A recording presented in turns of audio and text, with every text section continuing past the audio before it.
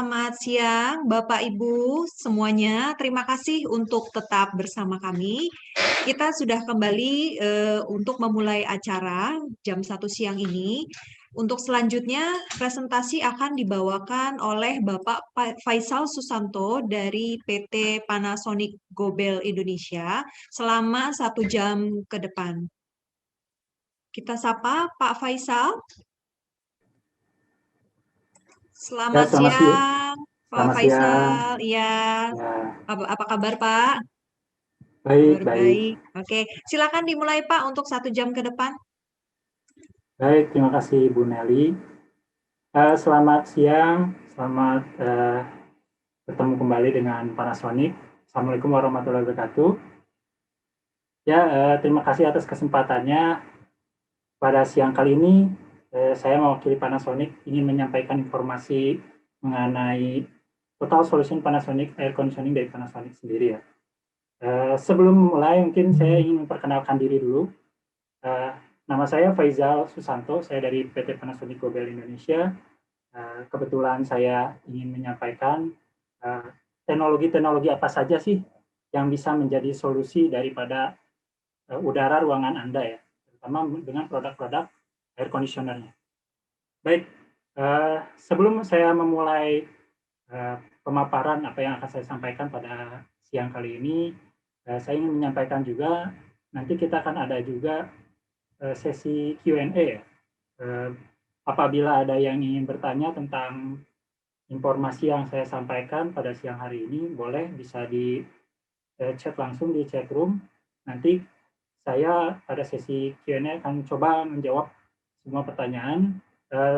Tapi karena waktunya terbatas ya, jadi kami hanya bisa membatasi 10 pertanyaan mungkin yang akan saya coba jawab ya. Mohon maaf, Pak Faisal, untuk nanti sesi Ya. Q&A tanya jawab, audiens akan masuk ke box Q&A ya, Pak? Oke. Ya. Baik. Baik, terima kasih Bu Nelly. Nah, tadi seperti yang disampaikan oleh Bu Nelly ya, nanti akan ada box Q&A-nya ya. Baik, nanti saya akan coba jawab dan tentunya 10 penanya yang akan saya jawab nanti akan mendapatkan hadiah menarik dari Panasonic. Jadi jangan lewatkan, silakan tanyakan apa yang menjadi mungkin yang masih penasaran lah ya tentang teknologi Panasonic. Oke, saya mulai saja ya. Sebelumnya saya akan share monitor.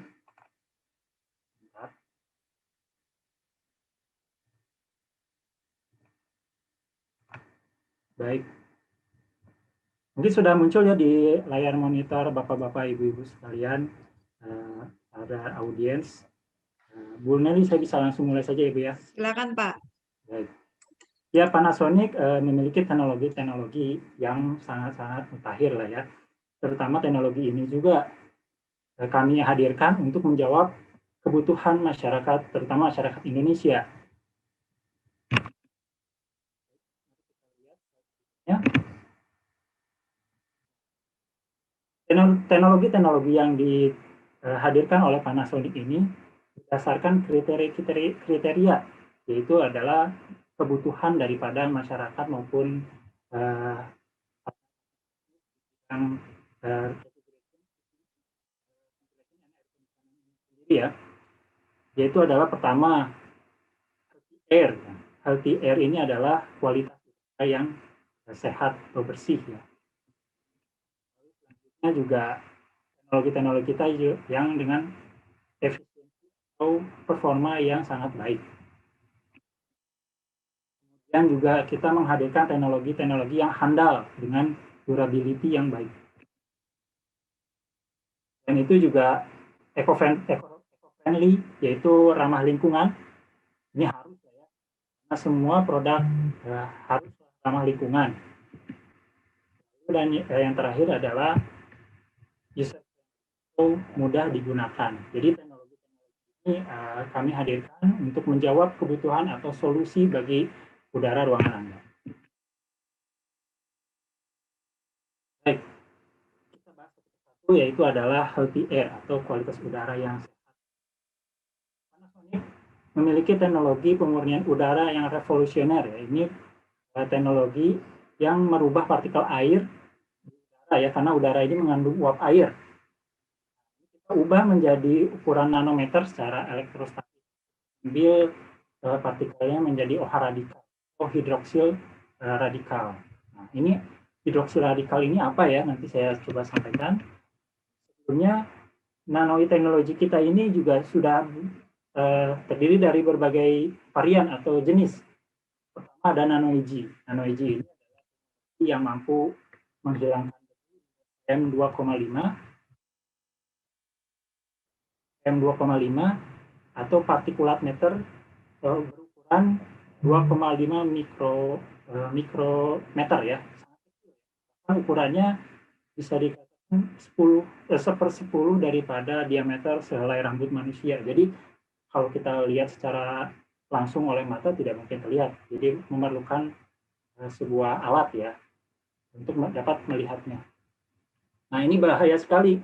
Kalau kita terhirup ke pernafasan kita, bisa mengendap di paru-paru kita karena sangat kecil ya. Jadi dia tidak bisa dikeluarkan lagi oleh sistem pernafasan kita ya. Seperti kita kan sistem pernafasan kita itu memiliki proteksi yaitu batuk ataupun mohon maaf ya seperti meludah seperti itu ya.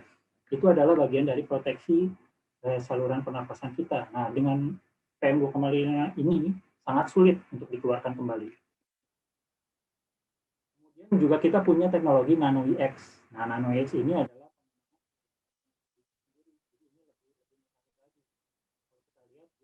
10 kali lebih efektif dengan OH radikal dan dia menghasilkan 4,8 triliun OH radikal daripada generatornya itu ya per detik. Mengenai ya, kita juga tahu ya teknologi Panasonic pemurni udara ini seperti apa. Nah, kelebihan dari NanoEX ini kalau kita lihat di layar, dia mampu mengurangi bau tidak sedap, melumpuhkan virus, bakteri. Nah, ini mungkin ya yang menjadi kayaknya solusi lah ya dari kondisi saat ini ya. Kemudian efektif juga bekerja. Jadi partikel ini efektif melumpuhkan virus, bakteri maupun bau tidak sedap yang ada di udara, yang melayang di udara, maupun yang menempel hingga permukaan atau serat kain. Jadi dia tidak hanya yang ada di udara ya. Itulah kemampuan dari NanoEX ini. Mengapa seperti ini? Karena ini ukurannya sangat kecil ya. Karena ukurannya hanya 5-20 nanometer. Jadi sangat kecil, bahkan lebih kecil lagi daripada ukuran PM2,5 sendiri. Kita lihat di sini adalah teknologi NanoEG. Kalau kita lihat di kanan ini adalah urutan cara kerja NanoEG. Pertama, dia mengeluarkan ion negatif, debu, membawanya kembali ke filter. Urutannya gambarannya lebih mudahnya seperti ini ya. Jadi step pertama itu generator NanoEG ini menghasilkan ion negatif. Ion negatif ini ukurannya kecil ya tadi ya, nano. Ion negatif ini dihembuskan atau disebarkan oleh fan daripada indoor unit ke seluruh ruangan. Ketika dia bertemu dengan debu berukuran PM2,5, dia akan menempel. Nah, karena debu ini sangat kecil, debu ini itu tidak dapat difilterisasi oleh filter AC konvensional ya. Kita tahu AC umumnya itu menggunakan filter model Saranet. Ya, kalau saya lihat menggunakan, saya coba pakai pointer ya.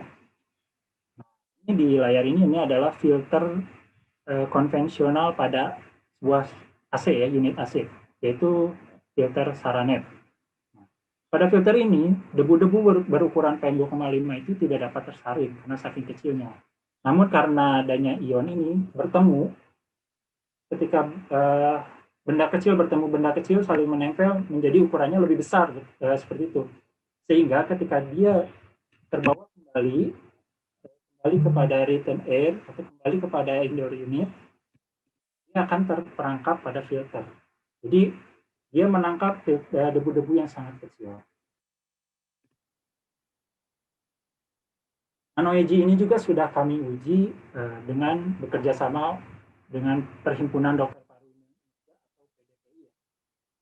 Jadi kita lakukan pengujian di kantor pusat PDPI sendiri. Kalau kita lihat ada gambaran daripada proses pengujiannya.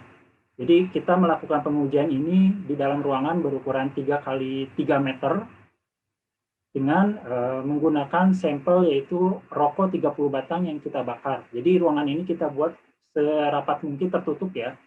Dibuat tertutup serapat mungkin dan kita nyalakan 30 batang rokok ini ya. Tentu saja pasti asapnya akan berkumpul dan menyebar di dalam ruangan. Asap ini mengandung debu PM 2,5. Kemudian kalau kita lihat di sini, ini adalah hasil pengujian yaitu dalam bentuk grafik. Jadi unit AC kita yang menggunakan teknologi nanoeji ini kita nyalakan. Lalu rokok pun kita nyalakan. Kita nyalakan selama kurang lebih 4 jam ya, di mana nanoejinya, fitur nanoejinya kita tidak aktifkan. Jadi hanya fungsi AC saja kita aktifkan. Dan ternyata kalau kita lihat grafiknya menunjukkan peningkatan ya, peningkatan yang sangat signifikan bahkan hingga 951 mikrogram per meter kubik. Ya ini sudah di level tidak sehat atau berbahaya. Bisa menyebabkan orang di dalam ruangan tersebut hilang kesadaran atau pingsan gitu ya. Karena polusi dari PM 2,5 yang terkandung dalam asap pembakaran yang sangat tinggi. Nah, ini juga gambaran kepada kita mengapa kita tidak boleh merokok di dalam ruangan ber-AC. Ya, karena apa, AC ini akan makin meningkatkan nilai PM 2,5 dalam ruangan tersebut, ya, semakin tinggi. Nah, lalu kemudian ini kita lakukan 4 jam dan kita lanjutkan kembali selama 3 jam berikutnya. Namun pada pengujian berikutnya ini kita nyalakan nanoejinya, kita aktifkan bersamaan dengan fungsi kita nyalakan juga. Kita lakukan pengujian 3 jam, kurang lebih 3 jam ya, 3 jam. Ternyata terjadi penurunan yang sangat signifikan pada nilai PM 2,5-nya. Itu baru kita nyalakan sekitar kurang lebih 1 jam atau 50. Itu terjadi penurunan yang signifikan hingga setengahnya dari nilai puncak tadi ya, 991 sekarang jadi 425. Dan kami terus nyalakan hingga 3 jam, bahkan mencapai angka 8 ya, 8 mikrogram per meter kubik. Jadi nanoeji ini ternyata bisa mempengaruhi dan bisa efektif ya, sangat efektif menghilangkan debu PM 2,5. Lagu lagi dengan teknologi. Kemudian satu lagi tadi seperti saya sampaikan ada NanoEX. Nah, ini adalah urutan cara kerjanya. Mungkin kalau secara gambar di sini masih agak bingung ya. Saya akan jelaskan secara sama ya. Generator NanoEX ini menghasilkan partikel OH radikal. Partikel OH radikal ini dihasilkan daripada molekul air yang ada di udara atau uap air yang ada di udara. Kita tahu molekul air itu adalah H2O ya. Instrumennya itu adalah H2O. Nah, kita pecah dengan cara elektrostatis radikal atau hidroksil radikal. Di mana kalau saya tadi sampaikan H2O sekarang menjadi OH, kan? Dihilangkan salah satu H-nya, jadi tidak H2 lagi, jadi HO atau pembacaannya dibalik menjadi OH radikal seperti itu. Nah, OH radikal ini bersifat aktif sehingga harus dilapisi menggunakan lapisan perisai air lagi. Jadi dia itu ukurannya sangat kecil tapi dilindungi lagi seperti balon air seperti ini ya. Kalau kita lihat pointer saya menunjukkan gambar seperti ini. Lalu dia disebarkan oleh hembusan udara dari Indorinit ke seluruh ruangan. Nah, karena ya dia dilindungi oleh gelembung air ini atau perisai air ini, dia dapat bertahan sangat lama di udara, jadi tidak terganggu oleh kondisi apapun di udara. Jadi ketika dia bertemu dengan materi-material yang tadi ya yang akan dia lumpuhkan, baru dia akan memecah, lalu dia akan menyerang. material-material tersebut. Jadi radikal ini menyebar di seluruh ruangan, mencari bakteri, virus, jamur, atau bahan-bahan berbahaya lainnya ya di dalam ruangan. Ketika dia bertemu, dia akan memecah, lalu dia akan menyerang bakteri, virus, jamur, dan sebagainya. Lalu dia akan mengambil unsur H pada terutama bakteri, virus, partikel-partikel seperti bakteri, virus ini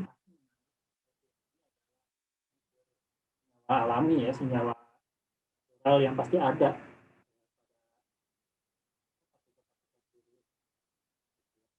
Dia mengambil karena dia tadi bersifat radikal. Dia ingin kembali lagi menjadi H2O gitu. Jadi dia mengambil unsur H pada virus dan dia kembali menjadi H2O pada akhirnya. Lalu bagaimana dengan bakteri virus yang sudah diambil hidrogennya? Dia akan melemah karena seperti dia kehilangan bagian daripada tubuhnya lah istilahnya ya. Kalau istilah kata manusia itu kita kekurangan darah, lemas gitu ya. Karena darahnya diambil, lalu kekurangan darah, lemas. Jika tidak ada penanganan, ya lama-lama kita akan bisa juga mengakibatkan kematian gitu ya. Ini pun sama. Jadi bakteri virus ini dibikin lemah dan akhirnya mereka akan mati secara sendiri gitu ya. Jadi OH radikal ini tidak mematikan bakteri virus tapi melumpuhkan.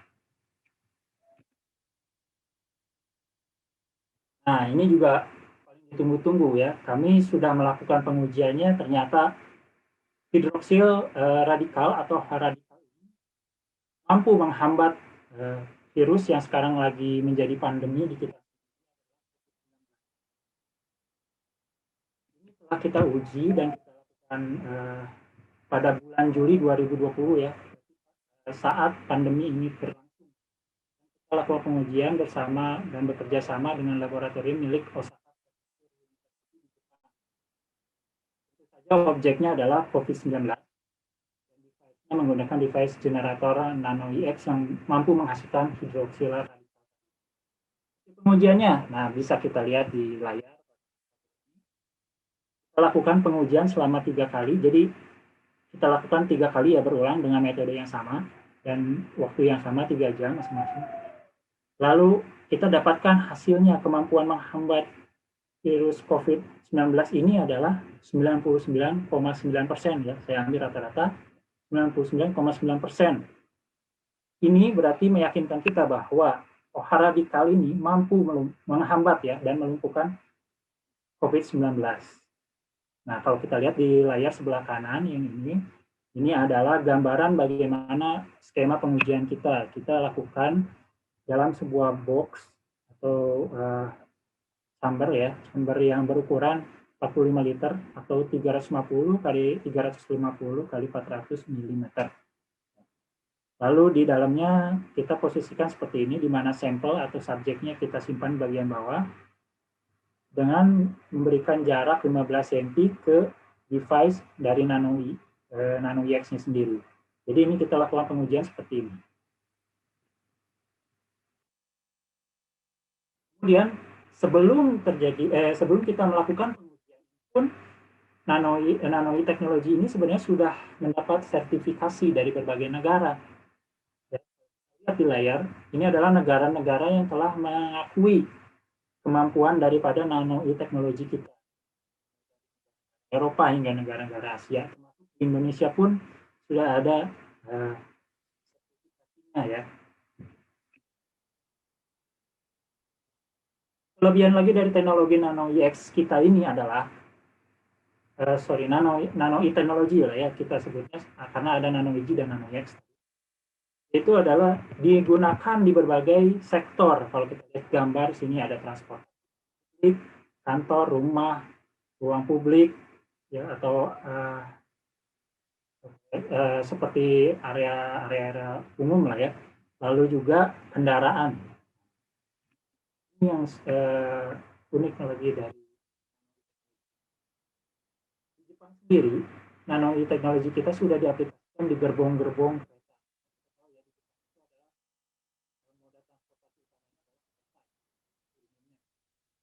Dan kita tahu mungkin tidak jauh beda seperti Indonesia, terutama di daerah Jabodetabek, yaitu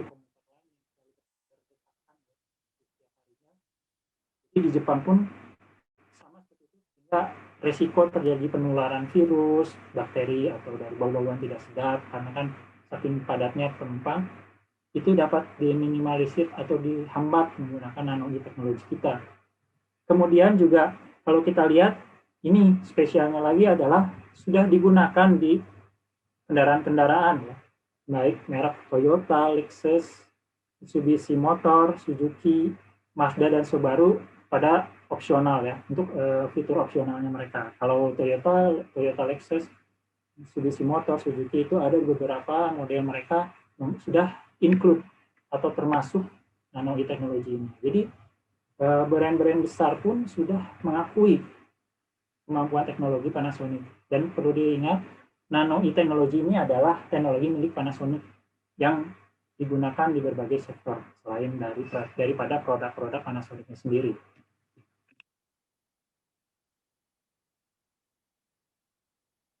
Kemudian nano teknologi ini atau pemurni udara ini kita gunakan di air conditioner, di mana ini menjadikan AC kita seperti memiliki dua fungsi.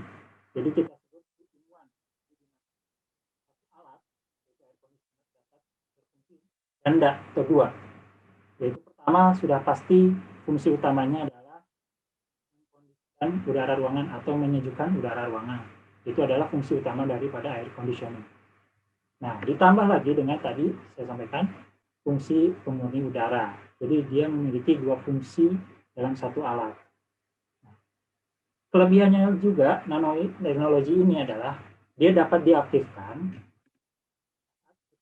dengan AC ini diaktifkan juga. Maksudnya layar ini adalah business time atau jam kerja lah ya, sebuah perkantoran. Contoh saya ambil contoh seperti itu, otomatis jam perkantoran ini misalkan dari pagi hingga sore dia akan aktif atau on ya, menyala digunakan. Nanti bersama dengan itu kita aktifkan juga teknologi nano ini. Jadi dalam waktu yang bersamaan dia mampu menjalankan dua fungsi yang berbeda. Kita close time atau mungkin perkantoran sudah tutup ya, karyawan sudah pulang di ruangan, pasti AC ini akan dimatikan. Nah, tidak ada fungsinya ya, karena tidak ada penghuni ruangan. Tapi kita ingin ruangan ini tetap nano nya tetap kita nyalakan, itu bisa. Jadi seperti fan mode atau mode kita ditambah dengan nano yang dinyalakan. Jadi ini mampu bekerja 24 jam non-stop, tidak masalah pada pemurni udara ini. Lalu bagaimana kalau menyala terus-menerus gitu ya? Konsumsi listriknya itu sangat ringan atau sangat rendah. Generator nano I-nya sendiri hanya 25 watt. Jadi sangat rendah, kan lebih rendah daripada nyala lampu ya. Nyala lampu. Lalu ditambah pasti fan daripada indoor unitnya ya, harus mendistribusikan ion OH radikal. Ini adalah kerja bersama antara generator dan fan indoor unit. Ya kisaran wattnya bisa mencapai 80 hingga 90 watt untuk model-model AC komersial Panasonic, dan kalau untuk yang residensial itu tidak lebih dari ya 25 watt. Jadi sangat rendah. Tidak perlu khawatir menjadi boros atau ya menggunakan listrik yang berlebihan. Ini adalah unit-unit yang sudah dilengkapi dengan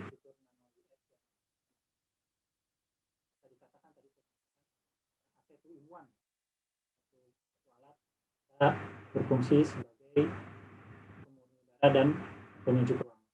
Ya, di sini ada premium inverter F series, Deluxe Power series, Deluxe Standard PN series.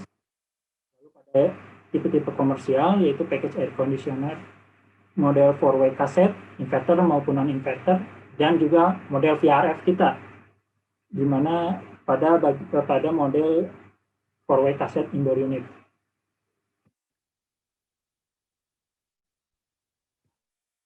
Sekarang kita beralih kepada efisiensi dari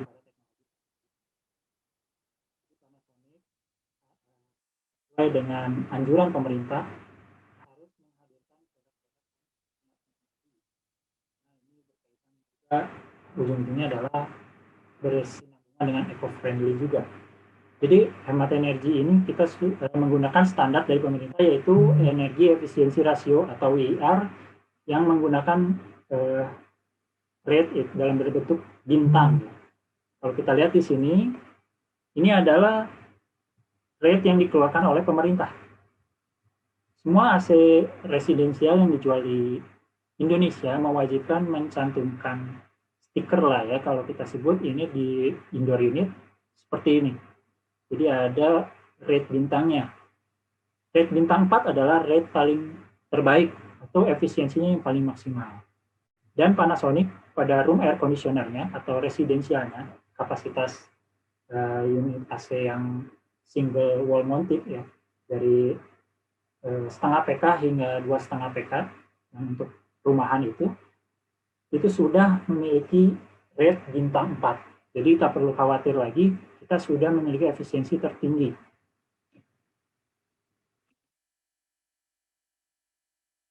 Dan untuk model VRF sendiri, VRF Panasonic sendiri juga sama, kita memiliki efisiensi sangat maksimal. Khusus untuk ini, umumnya kita sebut coefficient of performance COP.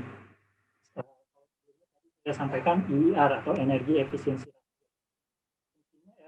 Tujuannya sama, jadi hanya berbeda pada penggunaan unitnya, antara unit standar British ataupun international standard, seperti itu saja. Nah, umumnya untuk komersial dia menggunakan coefficient of performance atau COP, di mana VRF kita adalah VRF yang sangat efisien dengan nilai performance bahkan untuk kapasitas 8 PK-nya bisa mencapai 5,3 ya COP-nya.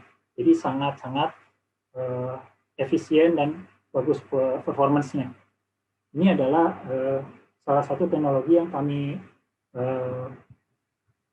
kami keluarkan, kami tonjolkan karena efisiensi akan membantu juga daripada end user dalam penggunaan AC. Selanjutnya kita ke durability. Durability ini kita memiliki namanya teknologi low voltage 60 volt ini, yaitu adalah teknologi yang tangguh di tegangan rendah. Nah, ini adalah jawaban daripada problem yang sering terjadi di Indonesia. Lanjut dulu ke slide berikutnya. Kalau kita lihat, ini adalah data yang kami himpun dari sumber kami, itu Paparatnai atau Research and Development Panasonic, kemudian daripada Panasonic Manufacture Indonesia AC Business Unit, lalu juga Panasonic Global Indonesia Service tahun 2016. Ini based on problem yang muncul ya dari konsumen-konsumen kita. Ternyata ada dua kota yang sangat fluktuatif tegangannya, tidak stabil. Pertama adalah Pekanbaru. Kalau kita lihat contoh ini adalah Pekanbaru, dia tegangannya tidak stabilnya, cenderung sering naik ya. Di mana tegangan yang di standar yang diberikan dari perusahaan listrik itu adalah 220 volt ya.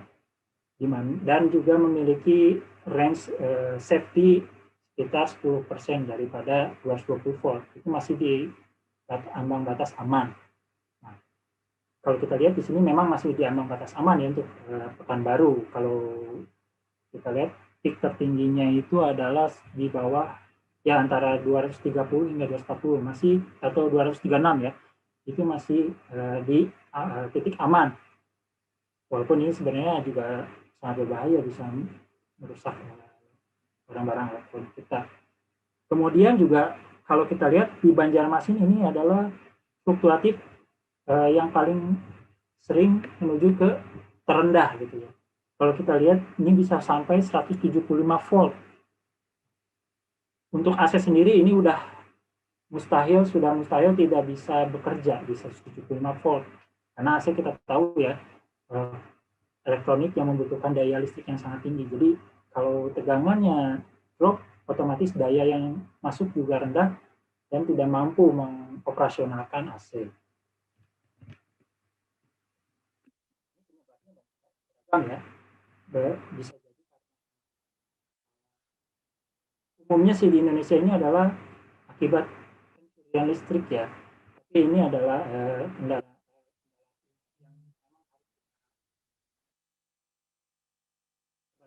sebagai pemilik produk, kita keluarkan teknologi yang mampu meminimalisir kerusakan. Ciri-ciri daripada tegangan yang drop itu adalah jika pada ruangan kita terdapat lampu yang tiba-tiba meredup, tapi tidak mati, dia meredup.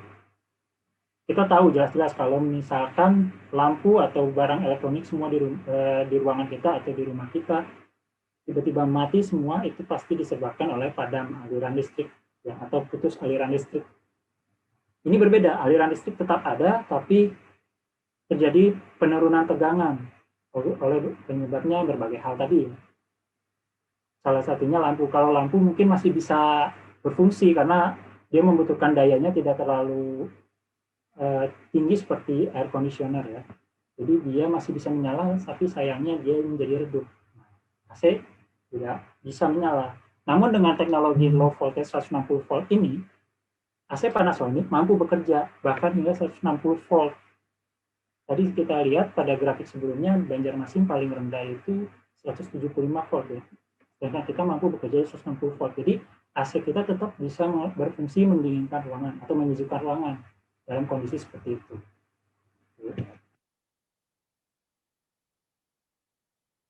Kemudian kehandalan daripada teknologi kita yaitu adalah memiliki teknologi. Ini sudah banyak di sini ya, melihat daripada unit-unit luar kita itu adalah berwarna abu-abu ya, abu-abu. Itu adalah bagian daripada teknologi kita. Jadi bukan semata hanya ciri khas warna, tapi warna ini adalah muncul karena material kita tanpa ada namanya coating atau tanpa dilapis menggunakan apapun, setkah atau apapun, tidak menggunakan itu. Jadi ini materialnya memang material yang kita sebut namanya super daima. Material super daima ini terbukti mampu bertahan di kondisi ekstrim ya, baik cuaca maupun mungkin lingkungan yang ekstrim seperti itu.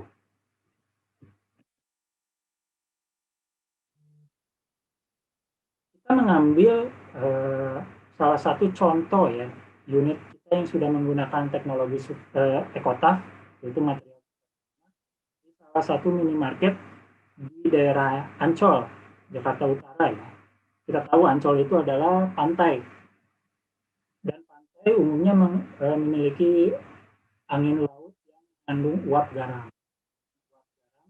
Ini sangat merusak ya bagi material-material metal seperti bodi pada outdoor unit. Nah, untuk menanggulanginya kita menggunakan namanya teknologi EcoTaff. Ini kita ambil gambar ini di tanggal 24 Mei 2018, lokasi Ancol, dan periode unit ini sudah terpasang di sana itu dari tahun 2015 sampai 2018 saat kita ambil foto itu ya, kurang lebih sudah 3 tahun terpasang di sana. Dan kalau kita lihat di layar ini sudah terlihat ya, tidak ada korosi atau karat. Nah, justru kebetulan di sini ada rantai ya, ini unit diikat oleh rantai, jadi bisa sebagai pembanding kita. Kalau rantai sendiri kita lihat ini sudah berkarat ya, sedangkan bodinya ini, bodi pada outdoor unit kita tidak ada karat sama sekali. Memang terjadi perubahan warna menjadi agak doff ya, abu doff, itu karena ya memang dia proses perlindungan dirinya seperti itu menjadi doff. Sama seperti cat kendaraan mobil seperti itu ya. lama-kelamaan jika tidak sering dipoles istilahnya ya, dia juga akan menjadi pudar, tapi dia tetap melindungi body unit, tidak ada karat sama sekali. Seperti itulah. Tapi ini tanpa coating. Dan teknologi material super Daima yang sudah banyak digunakan pada bangunan. Contohnya kalau kita lihat di sini adalah jembatan Yokohama Bay. Berarti di sini adalah jembatan untuk menyeberangi laut ya, dan sungai lagi. Tadi saya sampaikan merusak bagi material metal. Nah, saya nggak tahu nih jembatan yang menyeberang laut seperti di Indonesia, Suramadu atau Balerang menggunakan super Daima juga atau tidak. Tapi yang pasti di Jepang ini pasti menggunakan material super Daima. Karena apa, jembatan ini diciptakan untuk bertahan 100 tahun atau lebih, tidak untuk setahun 2 tahun ya. Jadi dia diusahakan untuk yang durability-nya sangat baik. Kemudian juga pada rel kereta di Jepang itu menggunakan material super Daima. Konstruksi bangunan juga pada stadion Toyota di Jepang, lalu juga Chiba Sport Park ini juga menggunakan strukturnya menggunakan material super Daima. Lalu di pertanian juga pada rumah-rumah pertaniannya itu menggunakan material super Daima. Jadi ini memang terbukti ya, material super Daima pada EcoTac ini kuat untuk kondisi-kondisi outdoor seperti ini. Kemudian durability kita selanjutnya adalah teknologi Bluefin. Kita lihat kita punya Bluefin evaporator maupun Bluefin. Ini perbedaannya, kita menggunakan Bluefin di evaporator juga. Evaporator itu apa? Mungkin di sini ada yang sudah tahu ataupun juga belum mengenal evaporator. Evaporator adalah komponen penukar panas atau penukar kalor ya, di mana di indoor unit ini dia disebut evaporator. Dia menyerap panas dan menghasilkan udara dingin ke ruangan, dan kondensor di outdoor di mana dia melepas panas. Oh ya, anginnya cenderung panas, angin yang dihembuskan oleh outdoor unit. Nah, kedua bagian ini sangat rentan terhadap korosi atau resiko berkarat akibat kondisi lingkungan, baik tadi di pinggir pantai atau mungkin lingkungannya itu lingkungan yang sangat korosif. Sehingga Panasonic memberikan perlindungan pada Bluefin menggunakan Bluefin evaporator. Bluefin evaporator kita ini bukanlah dilapis atau di coating, tapi materialnya adalah memang aluminium yang sudah dicampur dengan unsur atau zat anti korosif. Jadi materialnya kita tahu ya, sirip-sirip ini tuh berbentuk lembaran. Itu adalah memang sudah berwarna biru, bukan lembaran-lembaran aluminium yang kita lapis dengan warna biru pelindung biru seperti itu, tidak. Jadi memang murni adalah sudah berwarna biru. Jadi tidak mungkin terjadi pengelupasan. Gitu ya. Kemudian juga pada pipa-pipanya, baik di evaporator maupun di kondensor, kita tetap menggunakan pipa tembaga. Semua unit AC milik Panasonic menggunakan pipa tembaga. Dari mulai residensial atau room air conditioner hingga model VRF atau yang komersial, itu semua menggunakan pipa tembaga. Tidak ada yang menggunakan pipa aluminium, karena kita tahu ya, aluminium ini ketika terjadi permasalahan sangat sulit untuk maintenance-nya. Dan ini juga kalau untuk konsumen ini tidak friendly user ya, karena akan mengakibatkan membutuhkan waktu yang sangat lama ketika maintenance atau service. Gitu. Dan Bluefin kita ini sudah teruji juga, bekerja sama dengan Universitas Indonesia, kita melakukan pengujian yang disebut dengan metode salt water test. Jadi dengan air garam yang di-spray seperti itu. Ini adalah metode yang digunakan berdasarkan standar Japanese standar ya, JIS. Kita lakukan selama 3 minggu, di mana setiap minggu kita pantau Ini pengujiannya dengan evaporator yang bluefin dan juga evaporator yang konvensional ya, atau tanpa bluefin. Kita lihat di sini, untuk yang menggunakan bluefin tidak terjadi perubahan yang signifikan. Mungkin terjadi perubahan daripada warnanya menjadi agak doff, seperti itu aja. Namun itu adalah proses perlindungannya ya. Tapi kalau kita lihat pada yang evaporator konvensional, ini terjadi pelapukan pada amonium fin-finnya. Dan ini jika sudah seperti ini, fungsi daripada evaporator ataupun kondensor ini jadi tidak maksimal, ya, sehingga performa AC menurun. Bahkan ada yang lebih parah lagi hingga menyebabkan kebocoran pada bagian seperti ini, di bagian antara pipa tembaga dan aluminium finnya itu. Jadi ini adalah sertifikat yang dikeluarkan oleh laboratorium MPFA ya dari Universitas, di mana mereka mengakui bahwa bluefin, teknologi bluefin Panasonic ini teruji ketahanannya terhadap lingkungan yang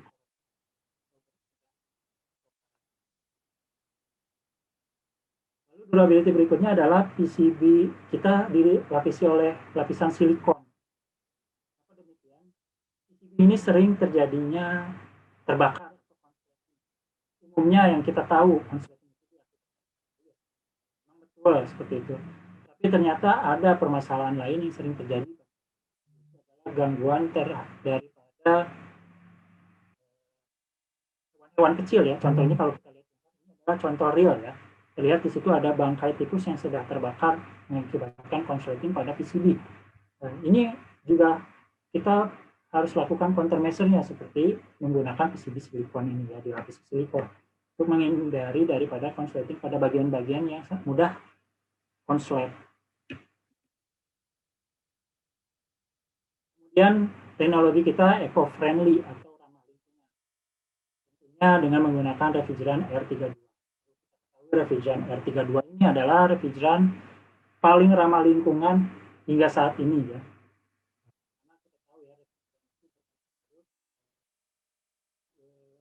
Hingga ditemukan yang paling ramah lingkungan. Jadi mungkin aja di kemudian hari ada refrigeran terbaru yang lebih ramah lingkungan. Namun saat ini ada R32 adalah paling ramah lingkungan dengan potensi penipisan lapisan ozonnya, yaitu ozone depletion potensialnya 0, tidak ada sama sekali. Lalu potensi pemanasan globalnya atau global warming potensialnya paling rendah di antara refrigeran gas refrigeran AC lainnya, yaitu 675. Dan pemerintah Indonesia sudah mewajibkan brand-brand yang menjual produk AC di Indonesia harus mengganti produknya menggunakan R32 di tahun 2015, sejak tahun 2015. Namun ini memang bertahap, tidak langsung total series atau model itu diganti ya. Jadi tapi Panasonic tahun 2015 itu 90% model room air conditioner kita atau residential kita berubah menjadi R32. Dan kemudian bertahap hingga saat ini akhirnya model komersial kita pun mulai bertahap dengan refrigeran R32, yaitu pada package air conditioner kita. Ini adalah sedikit gambaran bagaimana sih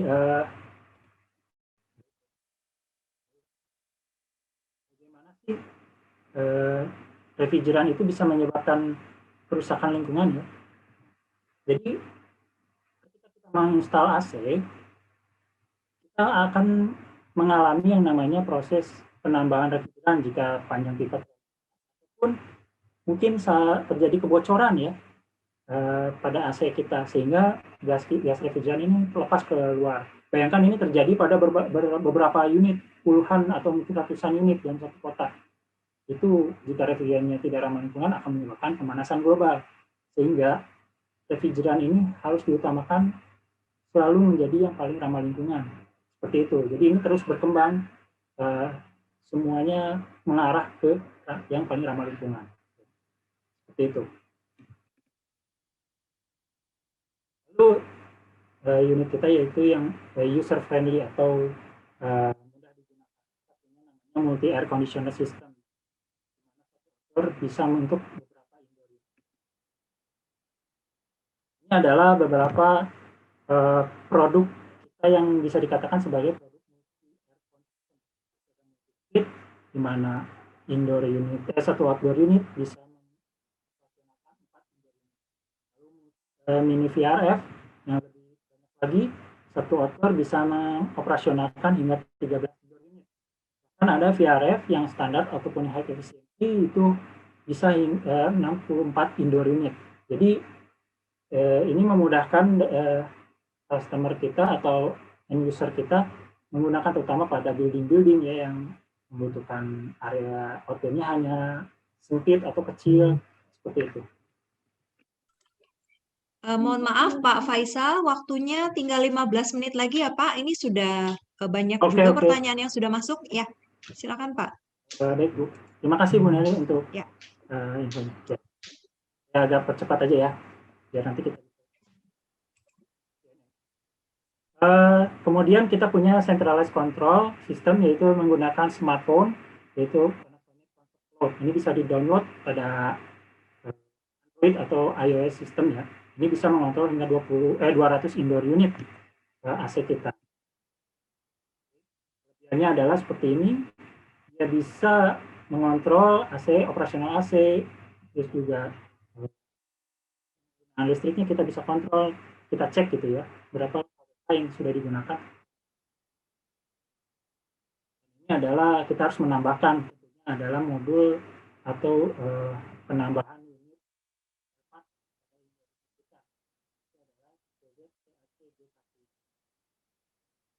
Lalu ada centralized control, jadi ini adalah kontrol-kontrol secara sentral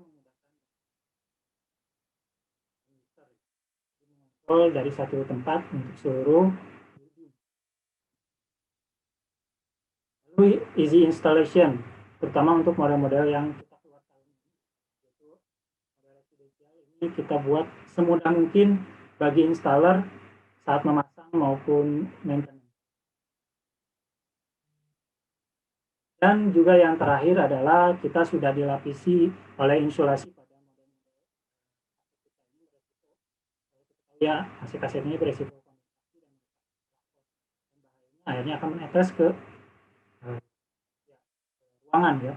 Jadi kita lapisi bagian luar dan dalamnya dengan insulasi sehingga menghindari terjadinya kondensasi penimbunan pada bodi. Itulah pemaparan daripada teknologi-teknologi Panasonic